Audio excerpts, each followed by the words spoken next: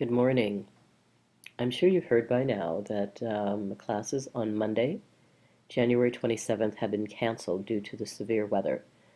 We were going to cover Chapter 10 on Monday, so instead I'm going to post a narrated PowerPoint. I'll ask that you do read Chapter 10, which is a chapter on building customer loyalty through services quality. I also want to mention, stay tuned, clearly because we have missed a number of days. I'm going to be revising assignments that are due weeks 8, 9, and 10, in part to reflect the missed classes that we've had. So look for updates, but again, give me a minute to get those revised. But I will be changing again the assignments that will be due weeks 8, weeks 9, and week 10. So anyway, when we talk about Chapter 10, building customer loyalty through services quality, one of the challenges with any type of, whether we're talking about a service or a product, one of the things that's important is, or what marketers or any business should strive for, is to delight customers. And when we delight customers, that indicates we've exceeded their expectations. The chapter talks about ways that we can do that and ways that we can measure that, okay? One of the opening vignettes, I believe in both versions of your text, is about a retailer called Jordan's Furniture. I have a YouTube video of Jordan's Furniture. Take a look at that. The questions here are not questions that are due, that you need to turn in, but I'd like you to think about these questions and think about them with regard to how do the elements, the physical environment, the employees themselves, create an experience for customers, and how that experience creates satisfaction, which in turn leads to loyalty, which is really what this chapter is about, okay? And again, what your text is talking about, chapter 10, with regard to customer loyalty, is this idea that it's cheaper to keep them. So once you have a loyal customer, it is far cheaper to retain a customer, an existing customer, than it is to constantly recruit or try to attract new customers, okay? And part of that stems from, loyal customers. One, you don't have to spend as much to continue to engage them, but also they, in effect, become ambassadors for your company or your brand by spreading positive word of mouth to their friends. One of the concepts your text, chapter 10 also examines is this: when we talk about service quality, there are two ways of looking at quality. We can look at it from the service provider's perspective or from the customer's perspective. Think of an example. If you think about airlines, we talked about them during the holidays. An airline might define on-time departure, and I think they used to, I don't know if they still do, but on-time departure is the time from which the plane pushes back from the gangway. Now, that doesn't mean the plane has taken off or that your flight has actually begun, but if that's a measure that the airline uses, airlines might consider their departures on time. For customers, on time is actually, do you leave when you said you're going to leave, and do I arrive at my destination when you indicated or scheduled for the plane to arrive? So it's very important for us to consider both perspectives, and that's one thing we'll see in one of the diagrams or flowcharts in just a bit that kind of highlights that distinction, okay? Just take a look at this. I'm going to ask that when you look at these three links, and your text actually uses an example of a favorite restaurant, but see if you can just apply that using an example of your favorite restaurant. And essentially what this talks about, these three wheels, the service customer wheel, encounter wheel, and service provider wheel, is again that idea of customers are satisfied. That satisfaction leads to loyalty. That loyalty leads to positive word of mouth, which then attracts similar types of customers, which builds a stronger bond and tie with the service provider, okay? But again, there's an example using restaurant in your text. See if you can apply that using your favorite restaurant, okay? And remember, when we go back to the characteristics of services, one is the fact that since they're intangible, we can't put our hands on them, that evaluating the quality of a service is far more difficult than evaluating the quality of something that is tangible, that we can touch and feel, okay? And this is what this chart here is illustrating, is that we have characteristics. Your text describes them as search, experience, and credence. And search here, things that are easy to evaluate and may tend to be things that are more tangible. And here, credence, things that are far more difficult to evaluate, okay? And this is simply illustrating the fact that when we think about services, the fact that they are intangible and we can't put our hands on them, it makes it far more difficult to evaluate the quality of the service.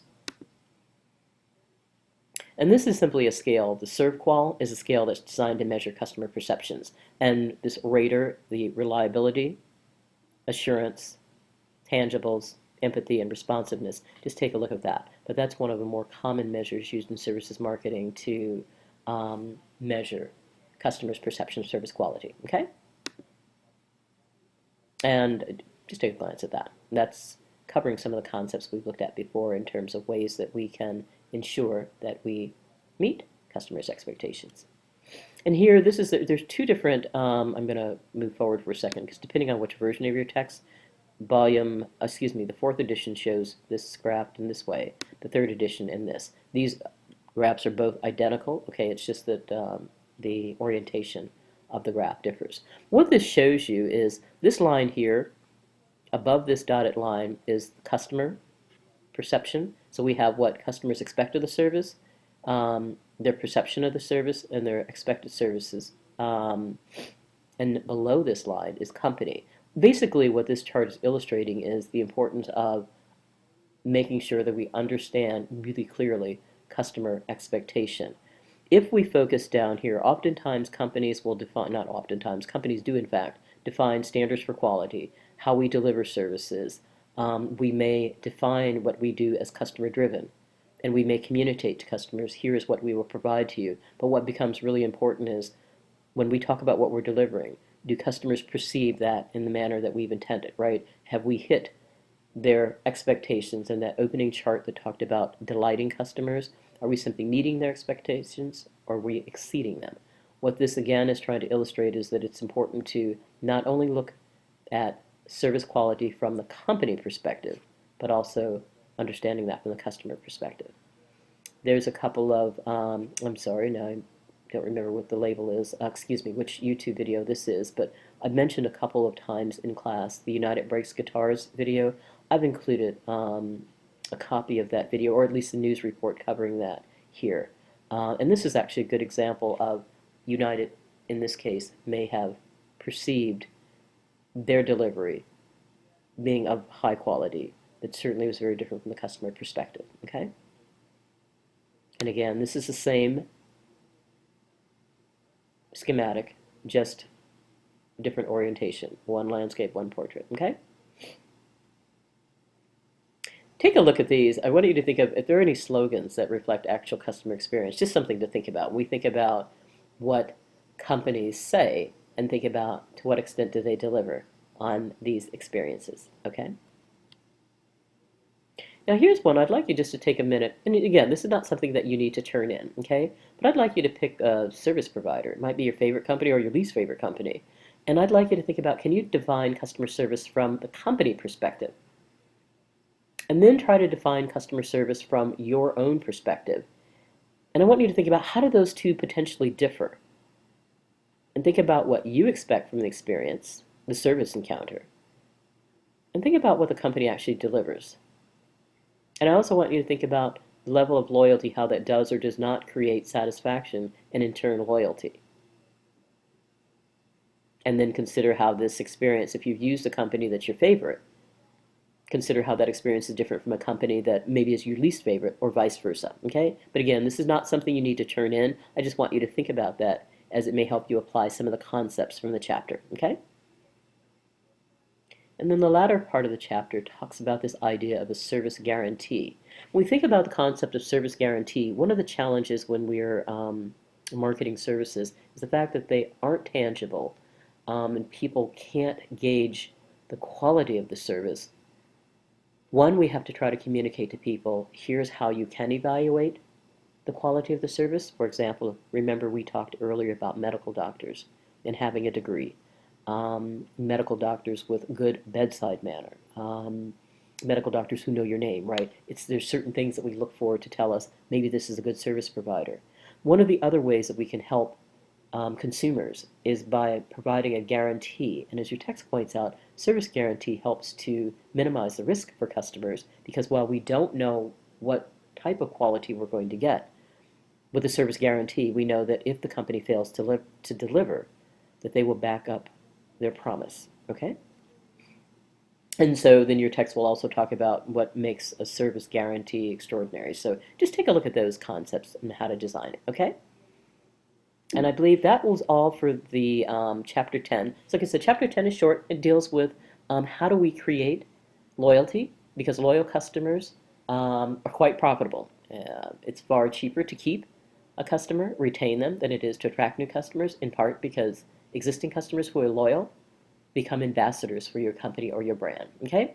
So read chapter 10, take a look at the PowerPoint slides. If you have questions, please bring your questions to class with you on Thursday. And again, note, I will be updating the assignments through week 8, 9, and 10.